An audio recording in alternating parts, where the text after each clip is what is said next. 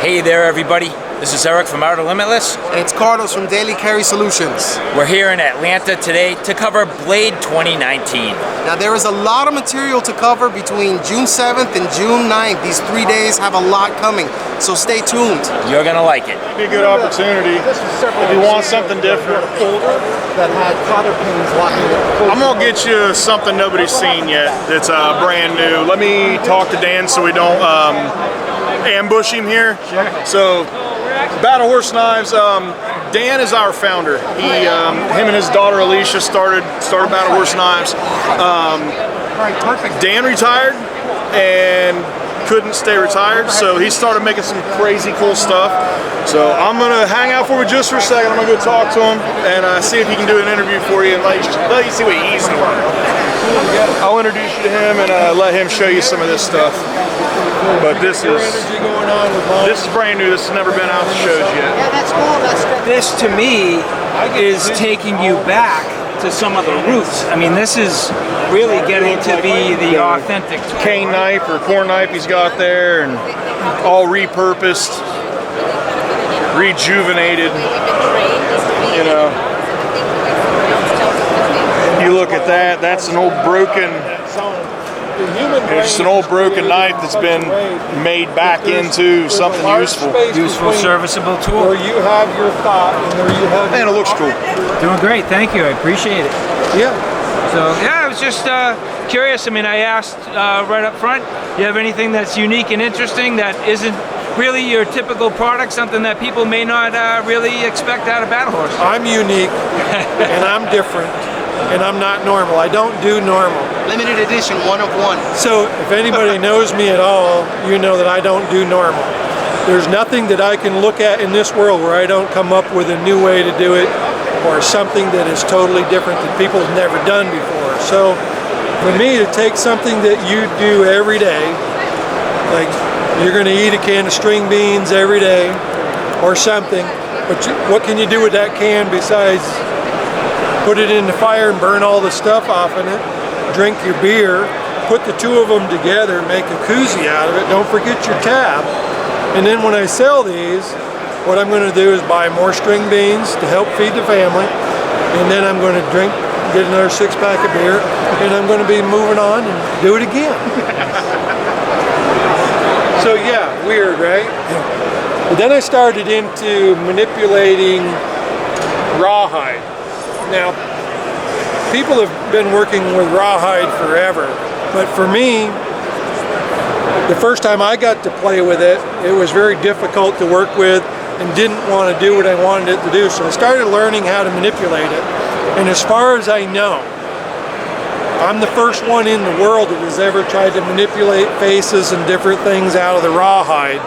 And everybody that's here today has said that they don't think they've ever seen any of this stuff before either. So all I'm asking is when you copy my stuff, make sure you give me a little shout out that, hey, I got this idea from Dan in DC9 Art. So if you guys want to share any of these images and things like that, get the word out that you saw it here first and this is where it came from. They're all just bits and pieces of things that we've learned from other people in the world. So I've learned some of these techniques that I use from other people, and that's what you need to do, is you need to give homage back to those people and say, hey, look at, I learned this from them. Don't just steal from them and move on, but do some interesting stuff and take it and learn from it, because we're all just bits and pieces of everything we've gathered from other people. And once you realize that, a lot of that hate in the world goes away, and let me tell you, it'll be a better place.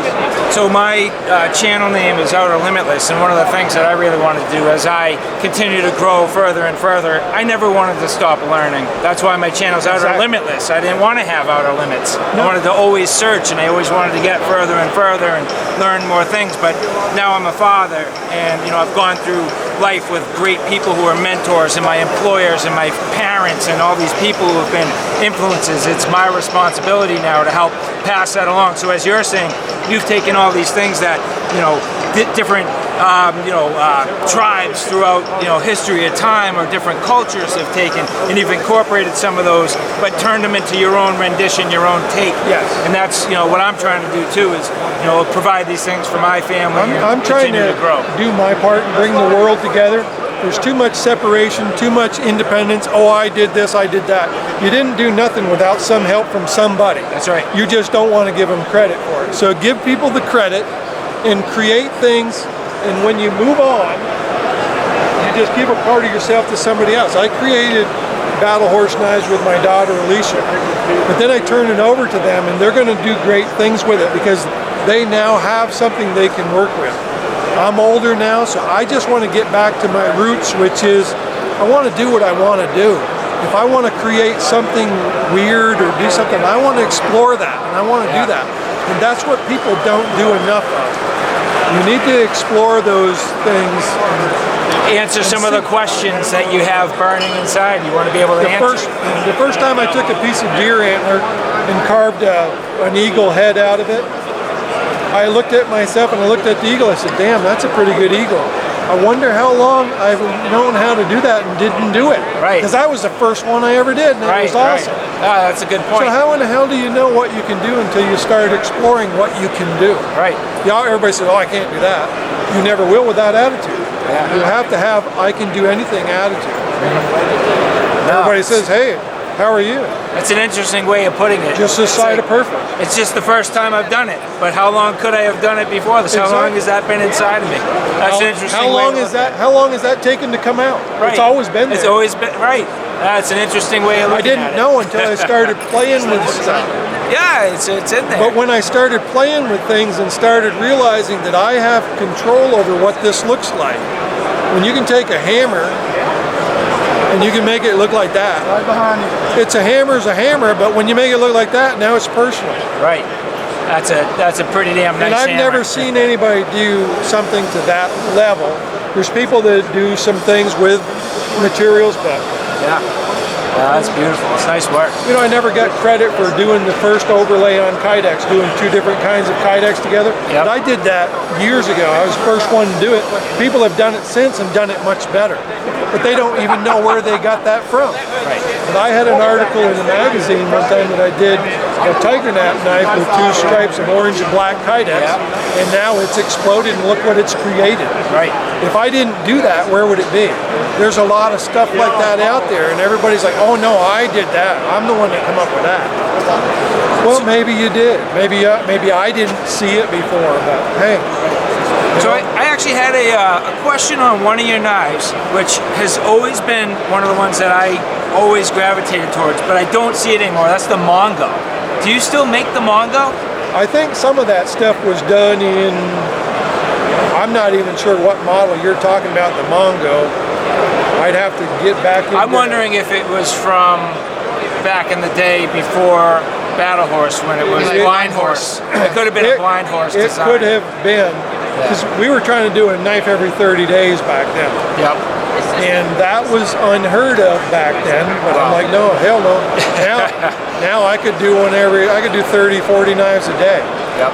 I developed a system for how I can design, and I can design, and this is, you're gonna laugh at this one, but I could probably design 3,000, 4,000 knives in 30 seconds because of the system I developed to how I apply what I do. If I change one element to my design, I can multiply that through my system and come up with 10,000 new knives. Right. Just by adding one feature. Yep. Yep. And it applies to everything I can do. Yep. I was going to write a book on it, but I was like, what the hell? It's just people who steal it. People who steal it again, right? Yeah.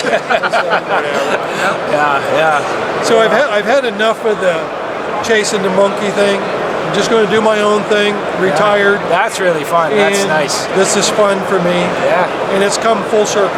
I Nice. started with DC, I'm going out with DC. Yeah. Oh, that's cool. I appreciate it. Thank you, Dan. That was very interesting. Tell me about the tree frog. Well, the tree frog was developed because the Boy Scouts come up with this lame idea that a child has no use for the fixed blade knife, which is the most stupidest thing I've ever heard in my life. Because if you're a child and you're trying to manipulate a folder, that can get pretty complicated, and the folding mechanisms are pretty weak. And they will break or they will malfunction, and they'll fold up on the kid's fingers. And I've seen it hundreds of times. I agree. Yet these fools that think they know everything are going to restrict the fixed blade from the kid instead of teaching them how to use it and use it proper. Right. Instead of using education, we're going to try to go around about way to get there. So the tree frog was invented to fold out, and then it had two solid pins that you run through it so that it cannot fold up. It is now a fixed blade. You can baton with it, you can do all the chores you need to do that would be a fixed blade, but yet when you pull the pins, you can fold it up, and then you can put the pin back in it, and then you can lock it so it's locked, closed. It will not open until you pull the pin. Nice. So yeah, you've got to think about creativity in the lines that you want to create stuff that overcome obstacles that people put in front of you or do certain chores. And the opposite of every problem is the solution. Right. Nice. Simple. Dan's doing all this stuff custom. This is how you retire, I guess. But you can see each one of these is different. Everything's got a different face, different personality.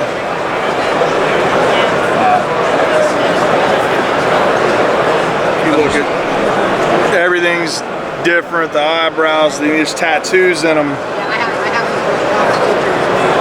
Wow. Is that leather work? Rawhide. Wow. Yeah, that's all leather. Look at that. It's got like a bull ring in the nose. That's wild. Well, that's what we should go with her oil stuff. Plant things that she does. She's interested. So yeah, I wanted to do something like that. The colors, the texture, I want to say.